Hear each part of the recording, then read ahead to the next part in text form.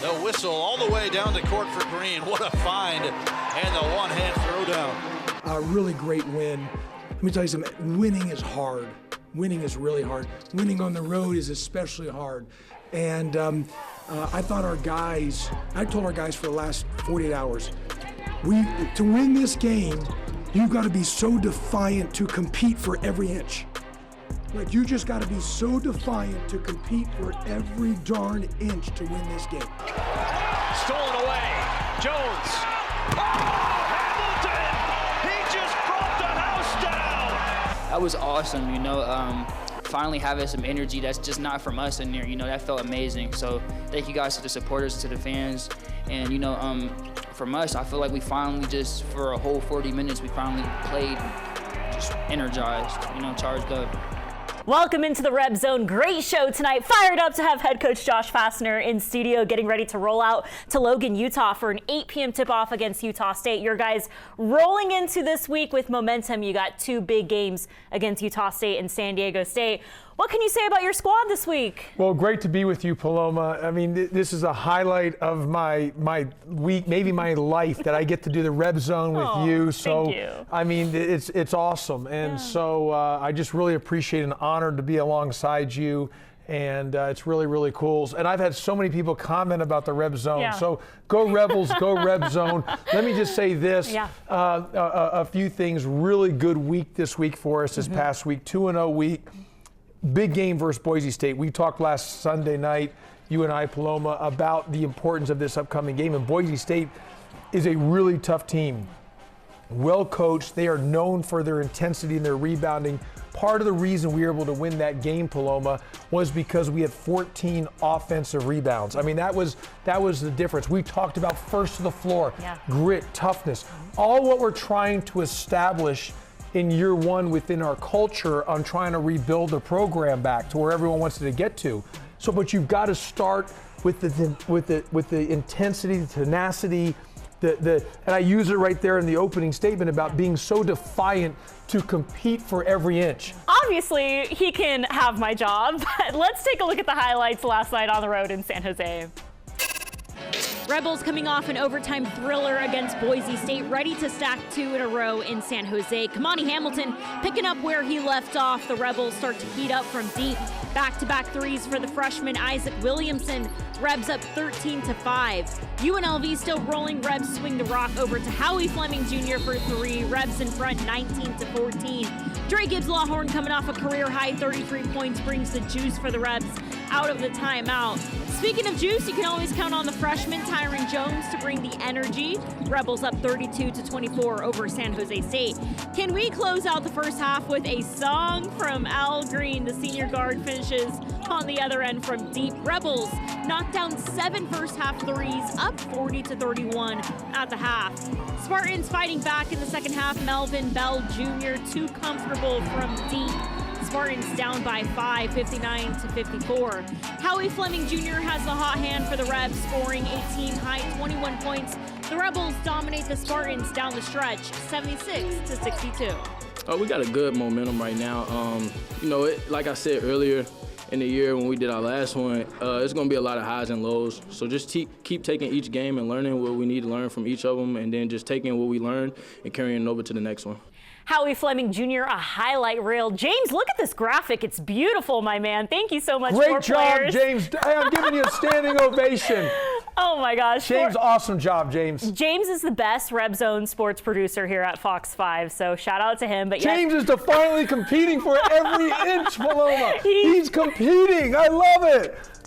This is the new era of Runnin Rebels basketball and is so much fun with Josh Pastner. But Coach, we got to talk a little bit about your tradition on the road. Road dub means gas station snacks. What's that all about? Well, 2 things I want to say. In one of the highlights there, you see where you talked about the kid from San Jose State hit a 3. We went underneath the screen there. We've got to keep warring over. And that's going to be a big thing Tuesday versus Utah State. But yes, I took the tradition from Georgia Tech. Every time we had a road win, we'd go to a gas station and let the guys get snacks. We brought it to here. This is our 3rd true road win. We've been able to go to snacks. Paloma, you haven't went and got any snacks with us.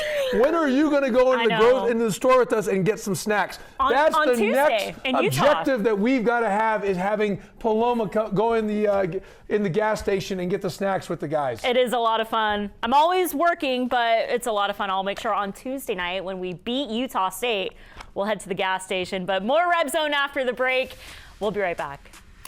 UNLV and Boise State getting ready for an 8 p.m. late night tip-off in Sin City. UNLV comes out with a punch. Dre Gibbs-Lawhorn scores the first bucket for the Rebs and brings the energy early for UNLV. Gibbs-Lawhorn over to Kamani Hamilton for 3. You bet. The Rebels jump in front 8-6. UNLV still fighting. Howie Long Jr. physical in the paint. Check out this play. Tyron Jones comes down with the rebound. Dre Gibbs-Lawhorn kicks it out to a wide-open Fleming Jr. for 3. The Rebels lead by 1, 40-39 at the half. UNLV not done. Kamani Hamilton tears the roof off the Thomas and Mack. UNLV leads 56-51. Howie Fleming Jr., the star of the RebZone, puts on a show at the Thomas and Mack. The poke and bucket from Fleming. Not so fast. Final seconds on the clock. Rebels up by 3. Broncos. Drew Fielder pulls up from deep. His 3 is good, and we're headed into overtime, tied up at 76. The Rebels still bringing the heat in OT. Kamani Hamilton putting in work. UNLV making it rain in overtime. Rebs up 84-80. UNLV and Boise State tied up at 84, but it's Kamani Hamilton who comes up clutch for the Rebels. UNLV runs away with the overtime dub, 89-85. That was awesome, you know. Finally having some energy that's just not from us in there, you know, that felt amazing. So thank you guys to the supporters and to the fans. And, you know, from us, I feel like we finally just, for a whole 40 minutes, we finally played just energized, you know, charged up. Great to see Rebel Nation stay late at that game on Tuesday night. A thriller against Boise State. Gosh, your guys were doing everything. Getting on the glass. It was exciting to see the intensity in that game. First of all, Paloma, the fans were great. We've gotten better crowds each time we stepped on the floor. Secondly, we were doing everything to win the game. We were also doing a lot of things to try to blow the game, too, and lose the game. Goodness gracious. That's why I have extra gray hair coming in tonight's show. But what I would tell you is, as we discussed in the first segment about the fouling, and I explained on why we did not foul, but that doesn't mean we're not going to do it in the next situation if we were in that situation.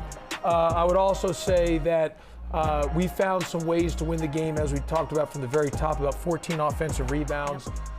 Gave us some great second chance opportunities. That free throw line box out on the offensive end where Kamani was able to stick it back. And then Kamani made some big plays late, some big baskets late. Howie Fleming again was great. And you mentioned it, Dre Gibbs-Lawhorn, 33 points, was just really at a high level. We did some things in the middle of the floor to get him to go downhill.